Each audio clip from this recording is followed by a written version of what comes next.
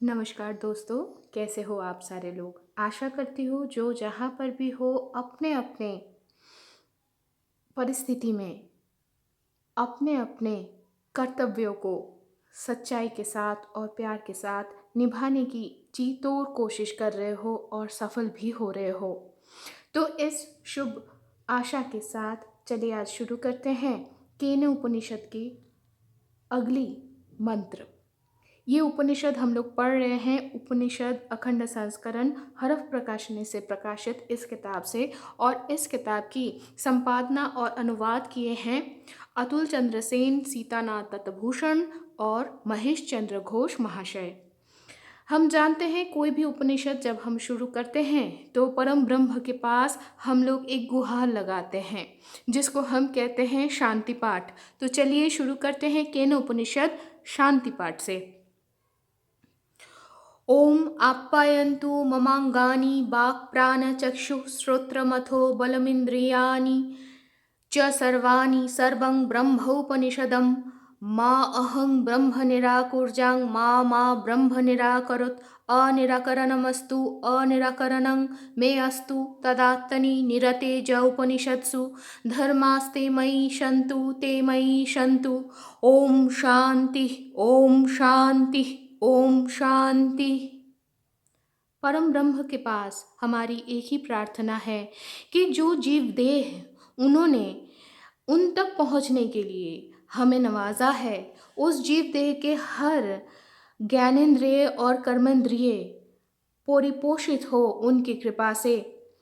उपनिषद में वर्णित सब कुछ ब्रह्म है और हम ब्रह्म से जुदा हैं या ब्रह्म हमें त्यागे हैं, ऐसा कोई गलत सोच हमारे जहन में ना आए, ये भी हम उनसे प्रार्थना करते हैं। ये भी प्रार्थना करते हैं कि हमारे अंदर हम ये भी प्रार्थना करते हैं कि हमारे अंदर धीरे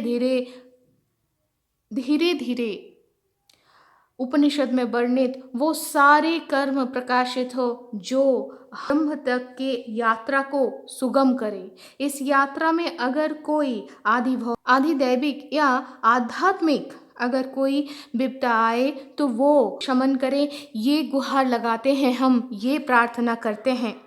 इस प्रार्थना के साथ हम केनोपनिषद की शुरुआत करते हैं, आगाज करते हैं। और केनोपनिषद ये एकाधिक खंड में विभक्त है। प्रथम खंड जहाँ पर हमें परम ब्रह्म के साथ परिचित किया जाता है, जहाँ पर कहा जाता है उनके लिए ही वो ही प्रथम और प्रधान नहीं, वो ही सिर्फ एकमात्र कारण है। उनकी ऊर्जा से ही हर कर्मेंद्रिय हर ज्ञानेंद्रिय परिचालित होती हैं। उनके लिए ही हम ये सारे ज्ञानेंद्रिय और कर्मेंद्रिय के जरिए से जो भी तथ्य हमारे सामने उपस्थित होती है वो हम विश्लेषित कर सकते हैं, कर पाते हैं और आखिरकार हम जाने अनजाने में उनको ही जानने की कोशिश करते हैं। और इसके साथ साथ ये भी कहा गया कि ये जो परम ब्रह्म है इनके लिए सब कुछ है, लेकिन फिर भी इनको हम ना तो आँख से, ना तो चक्षु से, ना तो नाक से, ना तो कान से, ना तो वचन से ना समझ सकते हैं, ना हम समझा सकते हैं, ना मन से भी हम इनके बारे में सटीक विचार सकते हैं। लेकिन फिर भी वो है, जिसमें भी आत्मा है उसमें ही वो है। लेकिन हमारे अंदर उनका आध्यात्मिक प्रकाश कितने दूर तक है, हम कितना समझे हैं, वो हमें समझाने के लिए द्वितीय खंड स्थापना किया गया है। जहाँ पर कहा जा रहा है, जहाँ पर गुरु शिष्य को कह रहे हैं, अरे तुम्हें तो लग रहा है तुम ब्रह्म को जान गए हो, एक बार सोचो तो ज़रा कितनी दूर जानते हो, सही में कितना जानते हो। ये जो गुरु ने अपने हिसाब से एक बार टोक दिए अपने शिष्य को, अब वो अपना आत्म मंथन करना शुरू किया, जो आत्म मंथन हमारे लिए भी उपस्थित हुआ। और कहा गया सर्वोच्च कौन सा स्थिति जहाँ पर ज्ञानी ये समझ जाए हम उनको जानते हैं, लेकिन हम उनको नहीं जानते हैं ऐसा भी नहीं है, हम जानते हैं ऐसा नहीं है, हम उनको नहीं जानते हैं ऐसा भी नहीं है, क्योंकि ब्रह्म अविज्ञात है। लेकिन अज्ञानियों के लिए वो ज्ञात है।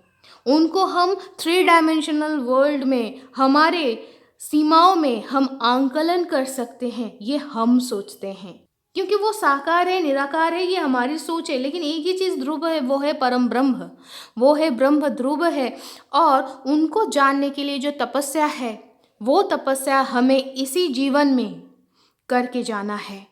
इसी जीवन में, ये जो मानव जन्म या ये जो देह हम लोग धारण किए हैं, इसी में करके जाना है। और अगर करना है, वो आसान नहीं है, वो कठिन है।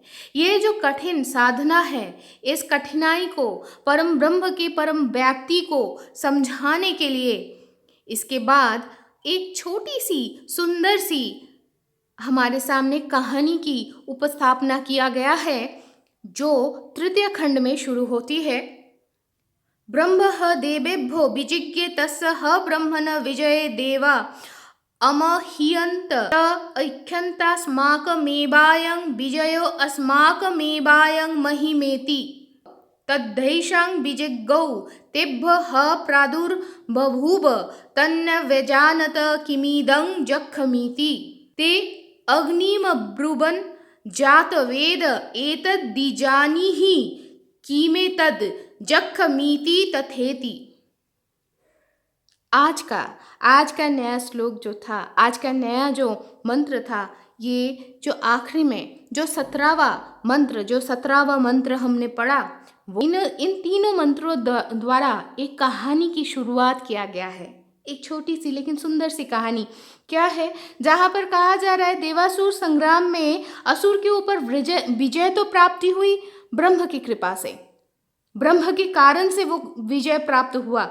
लेकिन देवताओं के अंदर अहंकार आ गया कि ये हमारे लिए, हमने जीता, हमारे लिए ये जीत है। वो भूल गए परम ब्रह्म की इच्छा को, वो भूल गए कि परम ब्रह्म ही हर कर्म के कारण है, हर फल के वो ही दाता है और वो ही भोगी भी हैं।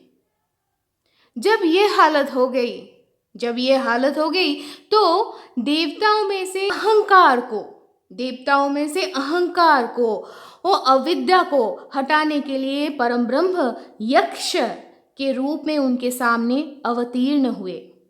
लेकिन फिर भी देवताएं उनको समझ नहीं पाए, जैसे हम भी नहीं समझ पाते हैं कब, कैसे, कहाँ। वो हमको एक बार के लिए हमें हर रोज, एक बार नहीं, सही मायने में 2 बार, हर रोज हमारे साथ वो युक्त होते हैं, लेकिन हम समझ नहीं पाए।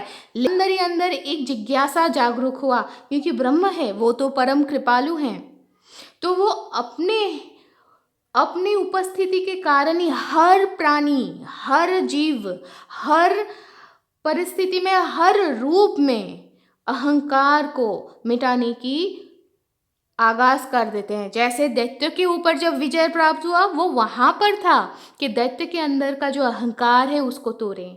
ठीक वैसे ही देवताओं के अंदर जो अहंकार की बीज से जो पौधा पनपने लग गया था, उसको हटाने के लिए, उसको जड़ से उखाड़ के फेंकने के लिए यक्ष के रूप में उनके सामने अवतीर्ण हुए।